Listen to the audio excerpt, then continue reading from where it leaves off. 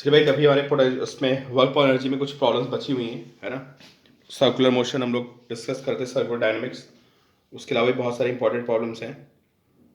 कुछ हम लोग यहाँ पे इंपॉर्टेंट प्रॉब्लम्स देखते हैं।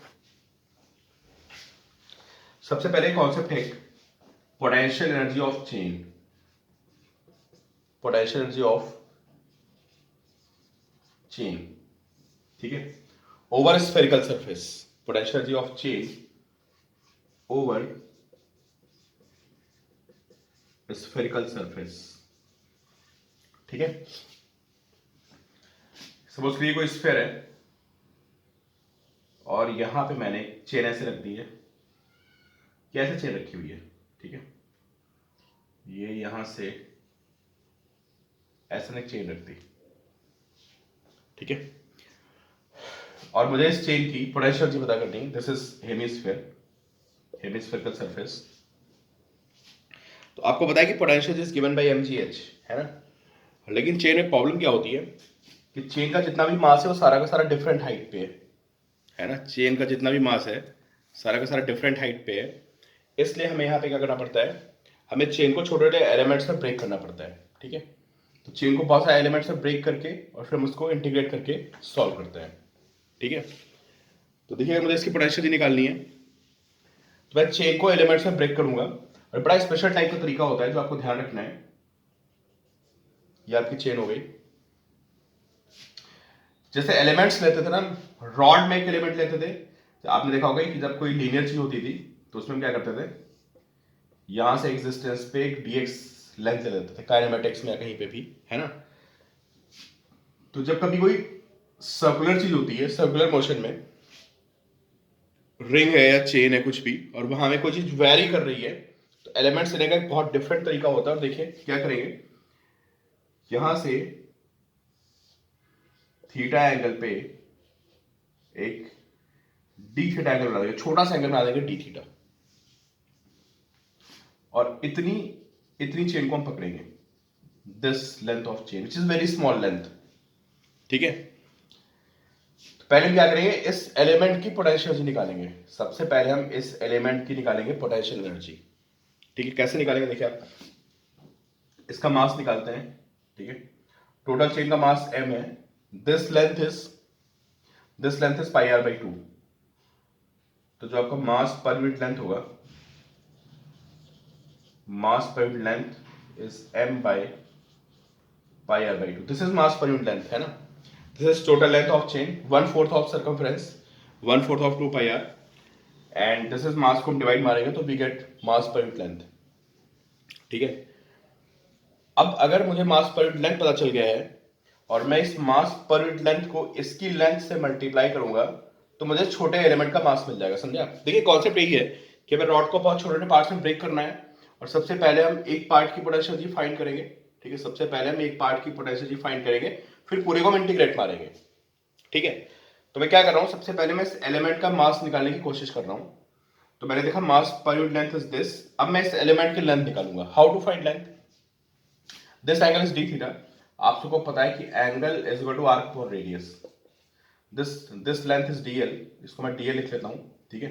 Angle is arc upon radius, और यहां से आपको पता चलेगा कि dl is equal to r d theta. This is length of element. अगर मैं मास पर यूनिट लेंथ को इसकी लेंथ से मल्टीप्लाई करूं तो आई विल गेट मास, जिसको मैं dm लिखूंगा। तो dm means mass of element which is mass per unit length into dl which is r d theta. So dm is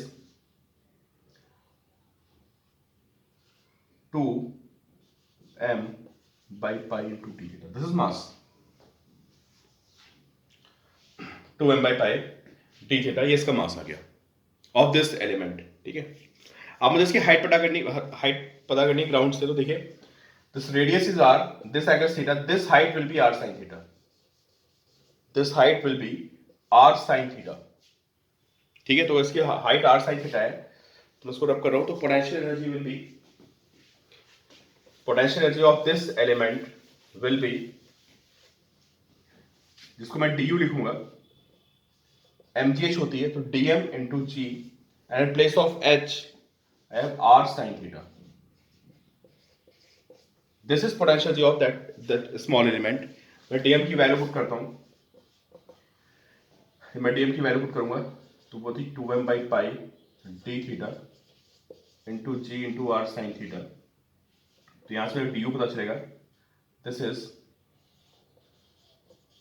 2mgr by pi and sin theta d theta. This is potential g of that small element. ठीक है, और आप देख सकते हो यहाँ पे angle is variable. तो अगर मुझे पूरी चेन की पोटेंशियल निकालनी है तो पूरी चेन मेरी ऐसे थी, है ना। तो फर्स्ट एलिमेंट कहाँ पे शुरू हो रहा था, first element, and this is last element. तो मैं किसको इंटीग्रेट मानना है, we have to integrate this angle d theta, मतलब हमें इस पूरे एक्सप्रेशन को इंटीग्रेट करना है, बट थीटा इज वेरिएबल। ठीक है, तो लिमिट कैसे लगती है, जहां पे पहला एलिमेंट होता है वहां से हम लिमिट लगाते हैं। बहुत इंपॉर्टेंट क्वेश्चन है। तो पहला एलिमेंट देखो यहां पे आएगा, तो बताइए यहां पे थीटा की वैल्यू कितनी है, at this point theta is 0, और लास्ट एलिमेंट जो है वो रिंग का यहां पे है, and at this point theta is pi by 2, यहां पे थीटा की वैल्यू पाई बाई 2 है। तो हम लोग लिमिट लगाएंगे 0 से पाई बाई 2, तो पता चलेगा कि this is 2mgr by pi and sin theta t theta limit 0 to pi by 2। ठीक है, जब इसको इंटीग्रेट मारेंगे, इंटीग्रेट मारने में आपको पता चलेगा साइन थीटा का इंटीग्रेशन होता है माइनस कॉस थीटा। ठीक है, तो 2mgr by pi sine theta का इंटीग्रेशन होता है माइनस कॉस थीटा, तो we have minus cos theta and limit 0 to pi by 2, 2mgr by pi and upper limit minus cos pi by 2 and minus lower limit which is minus cos 0, cos 90 is 1, cos 0 is 1, so we have 2mgr by pi. This is potential energy of the chain over sphere। ठीक है, अगर एक quarter पे रखा हुआ है तो यहां से हमें समझ में आया कि अगर कोई चेन रखी हुई है ना। चलो ये फॉर्मूला याद कर लिया, 2mgr by pi, this is potential energy of sphere, potential energy of chain placed over sphere। ठीक है, अगर चेन यहां से यहां होती, बताइए आप, मान लीजिए चेन सिर्फ यहां से यहां तक रखी होती अप टू दिस, और मुझसे बोलता है कि अब इसकी लेंथ निकालो, इसका क्या निकालिए, इसकी पोटेंशियल निकालिए, find potential of this chain, this radius is r and length of the chain is l। ठीक है, और मुझे इसकी क्या फाइंड करनी है, टू फाइंड पोटेंशियल एनर्जी। वही कहानी करेंगे यार, है ना। तो सबसे पहले क्या करेंगे, यहाँ पे थीटा एंगल पे डी थीटा एलिमेंट लेंगे। ठीक है, थीटा एंगल पे यहां से बॉटम से थीटा एंगल पे एक डी थीटा का छोटा सा एंगल बनाएंगे, दिस एंगल डी थीटा। ये छोटा सा एक एलिमेंट पकड़ेंगे मास का, पहले इसकी पोटेंशियल निकालेंगे फिर इंटीग्रेट मारेंगे।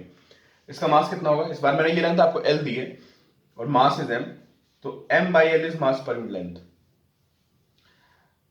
इस एंगल को मैं, इस लेंथ को मैं dl लिखूंगा, और आप देख सकते हो this small angle is d theta, तो आप देख सकते हैं कि angle is equal to arc upon radius, तो यहां से dl आएगा r d theta, this is dl, this length is r d theta.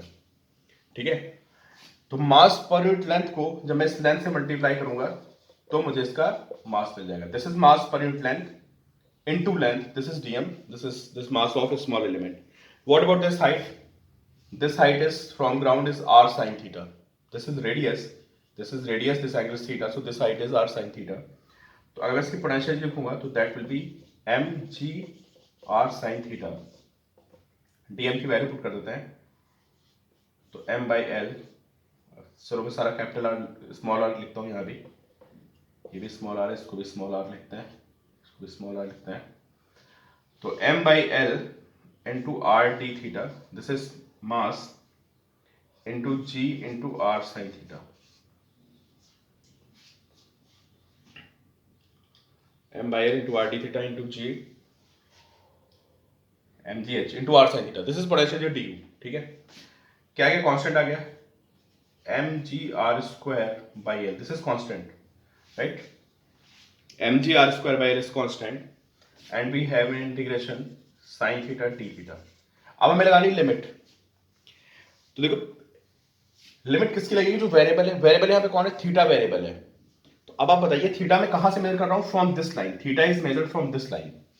भैया आया क्वेश्चन है, समझ लो आप, theta is measured from this line, और पहला एलिमेंट यहां पे है, पहला एलिमेंट यहां पे है, ठीक है। तो आप मुझे बताओ इस जगह पे चलो ये लिख के छोड़ देते हैं पहला एक्सप्रेशन, इसको इंटीग्रेट मार लेते हैं, ठीक है।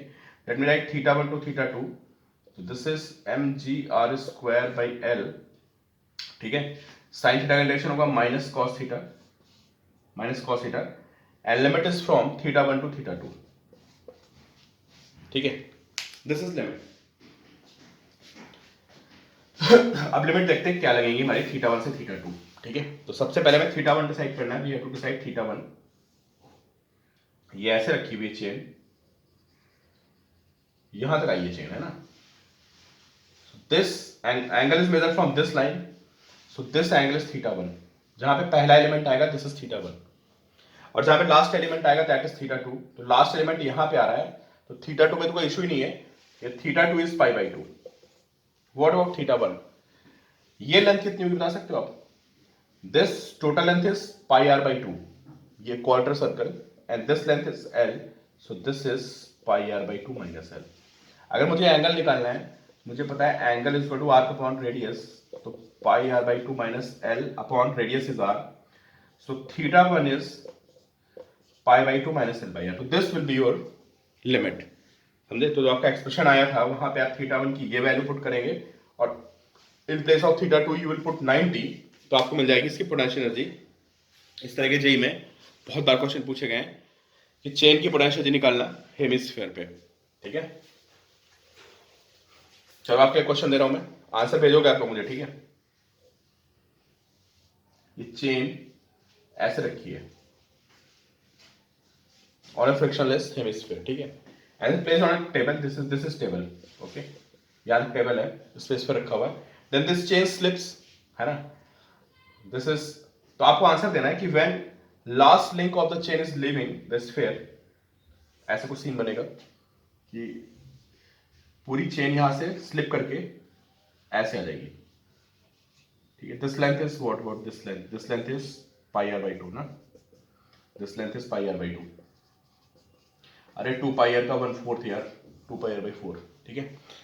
तो आपको आंसर देना है when this last link is leaving this point, what is speed of the chain, what is speed of chain, ये आपको बताना है चेन की स्पीड कितनी होगी जब लास्ट लिंक इसको छोड़ता हुआ जा रहा है, ठीक है। और एक और आंसर देना आपको कि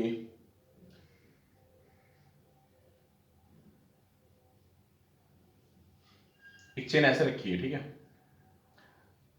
दिस इज अ बाउल, चलो ऐसे, this is quarter circle, okay, this is quarter circle, this is a quarter circle, surface, this is a surface, ठीक है,